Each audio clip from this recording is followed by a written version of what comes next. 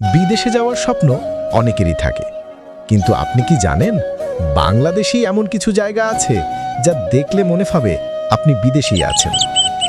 চোখ বন্ধ করে দেখুন।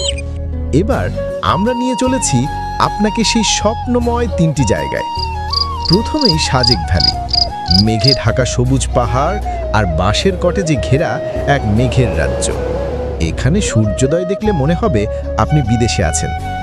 এরপর সেন্ট মার্টিন, যেখানে নীল জলরাশি আর নারকেল গাছের ছায়ায় তৈরি এক স্বপ্নের সৈকত। এটাকে বলে বাংলাদেশের মালদ্বীপ। শেষে টাঙ্গুয়ারের হাওর, নৌকায় চড়ে ভেসে বেড়ানোর এক শান্তিপূর্ণ জায়গা। জল আর আকাশ যেখানে এক হয়ে যায়, সেখানেই এই হাওর। আপনি কোন জায়গাটা প্রথমে ঘুরতে যেতে চান কমেন্টে লিখে জানান। আর এমন আরও জায়গা জানতে আমাদের চ্যানেলটা অবশ্যই ফলো করুন।